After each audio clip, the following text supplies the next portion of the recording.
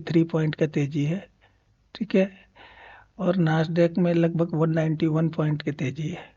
अब थोड़ा सा यूरोपियन मार्केट देख लेते हैं। तो यहाँ देख लीजिए एफटीएसी इंग्लैंड की मार्केट है, ये इसमें -10 पॉइंट पर क्लोजिंग दिया है, 10 पॉइंट की इसमें मंदी है। ये सीएसई जो है ये फ्रांस की मार्केट है, ये -48 पॉइंट है, यानी कि इसमें 48 पॉइंट की गिरावट आई हुई है। और ये डेक्स जो जर्मनी की मार्केट है ये -126 पॉइंट की गिरावट आई है। लेकिन इसका जो आगे का है तो ये अभी बुलिश है, डेक्स बुलिश है। फ्रांस की मार्केट बियरिश शो कर रहा है और एफटीएसी इंग्लैंड का भी मार्केट बियरिश शो कर रहा है। अभी यूएस की मार्केट देख लेते हैं। तो इसका भी आगे का ट्रेंड जो है, टेक्निकल जो रेटिंग है ये वेरी बुलिश है। एसपी 500 भी वेरी बुलिश है और नास्डैक भी वेरी बुलिश है। अब थोड़ा सा हम लोग इंडिया कमोडिटी देखेंगे। तो कमोडिटी में यूएस का जो क्रूड ऑयल है, उसको ब्रेंट क्रूड कहते हैं, ये देख लीजिए इसको 73 पर है। और जो क्रूड ऑयल, जो गल्फ कंट्री में जो क्रूड ऑयल होता है उसको क्रूड ऑयल बोलते हैं, जो ऑयल होता है उसको क्रूड ऑयल बोलते हैं, ये 69 पर चल रहा है। तो ये क्रूड ऑयल का प्राइस जो नीचे है ये इंडिया के लिए काफ़ी बेनिफिशियल है, क्योंकि सबसे सेकंड लार्जेस्ट इंपोर्टर है इंडिया क्रूड ऑयल का। तो आपके जितने भी फॉरेन करेंसी है, डॉलर में ट्रेड होता है क्रूड ऑयल, तो आपको लगभग जितना इंपोर्ट करता है वो इंपोर्ट का लगभग 50% से ज़्यादा बिल जो है क्रूड ऑयल का ही इंडिया का बनता है। तो अगर क्रूड ऑयल डाउन है तो ये इंडिया के लिए प्रॉफिटेबल है, बढ़िया है, गुड है।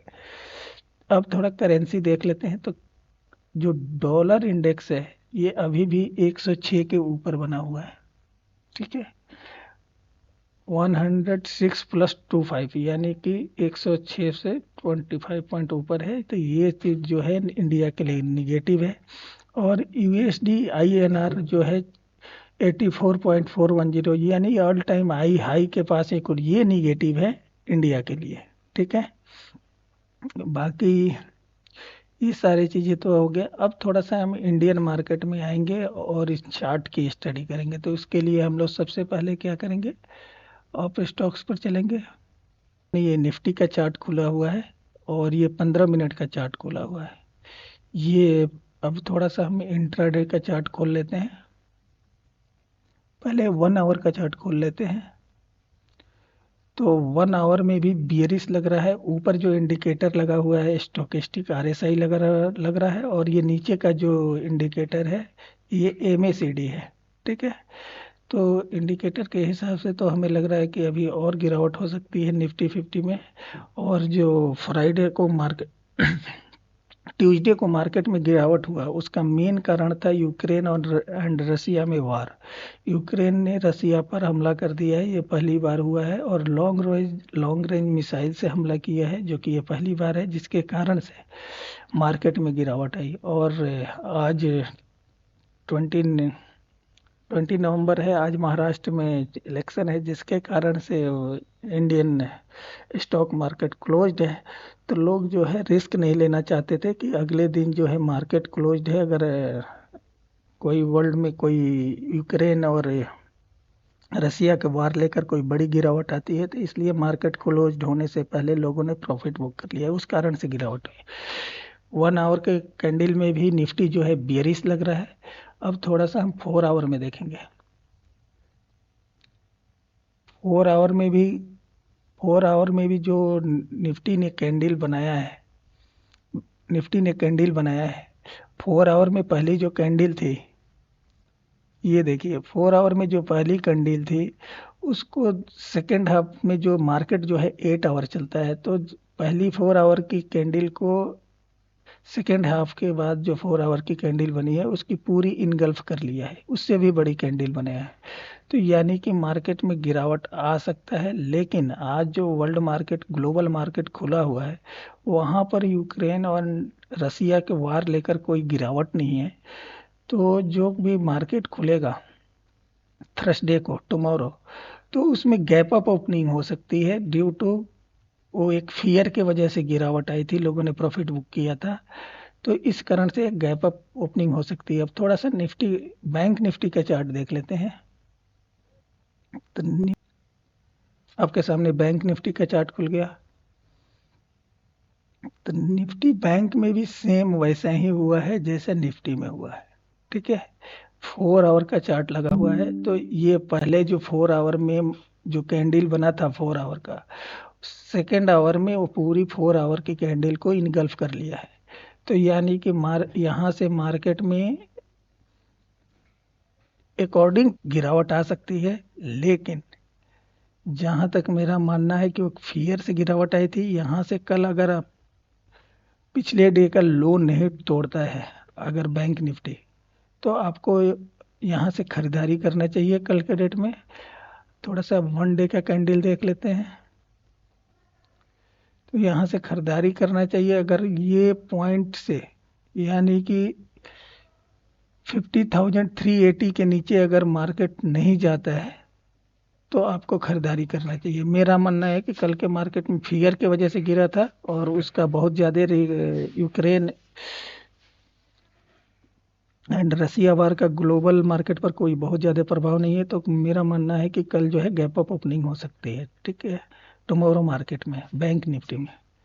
अब थोड़ा सा हम डिस्कवर करते हैं कि रेजिस्टेंस एंड सपोर्ट कहाँ पर बन रहा है निफ्टी एंड बैंक निफ्टी में। तो आपके पास ये OI चार्ट खुला हुआ है, निफ्टी 50 का चार्ट खुला हुआ है।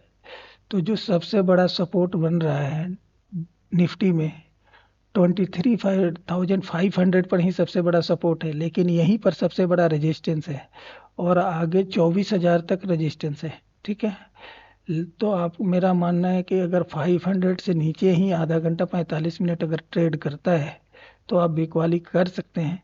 नहीं तो अगर 500 के ऊपर ट्रेड करता है तो फिर से 700 800 के आसपास निफ्टी जा सकता है। ठीक है, अब थोड़ा सा चेंज इन ओपन इंटरेस्ट देख लेते हैं। तो सबसे ज़्यादा जो चेंज इन ओपन इंटरेस्ट हुआ है, यहाँ पर 23,500 पर देख लीजिए। यहाँ पर जितने भी कॉल राइटर थे अनबाइंडिंग किए हुए हैं, अपना पोजीशन काट लिए हैं। और 23,500 पर पुट राइटर भी अपनी पोजीशन काट लिए हैं। ठीक है, और जो पोजीशन बना रहे हैं अभी बना कर रखे हुए हैं 23,700 पर अभी अपना पुट राइटर भी है, तेजी करने वाले भी यहाँ पर है। और मेन जो रेजिस्टेंस है 23,750 पर है। ठीक है, तो एक बार ध्यान दीजिएगा कि कल मंडे को मार्केट अगर निफ्टी 50 अगर 23,500 के ऊपर ही अगर ट्रेड करता है तो फिर से 600 या 700 के आसपास जा सकता है। अब थोड़ा बैंक निफ्टी का देख लेते हैं OI चार्ट। तो बैंक निफ्टी पर जो सबसे बड़ा रेजिस्टेंस है 51,000 पर है और यहीं पर सबसे ज़्यादा जो पुट राइटिंग भी है यहीं पर हो रहा है।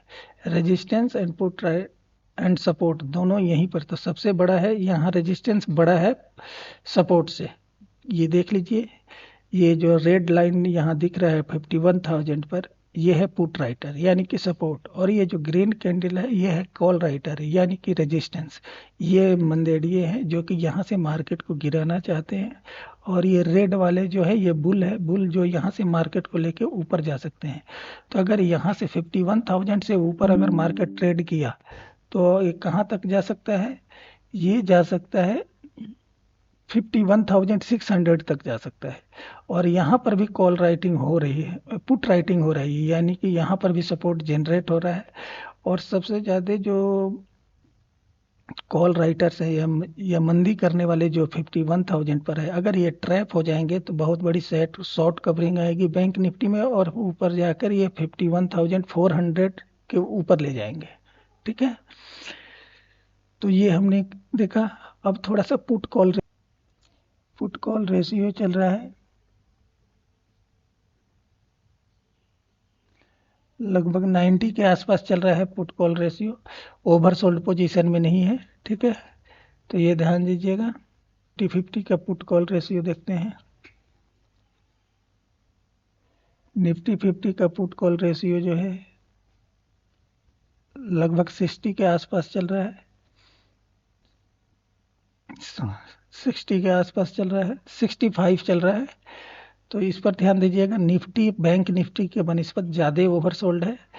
तो मेरा जो अपना परसेप्शन है, ये मानना है कि आप HDFC बैंक पर ध्यान दीजिएगा और रिलायंस पर ध्यान दीजिएगा। अगर दोनों में तेजी रहती है तो मंडे के मार्केट में आप स्टॉप लॉस के साथ खरीदारी करके चल सकते हैं। मेरे तरफ से का जो व्यू है वो बाइंग का व्यू है। Thank you.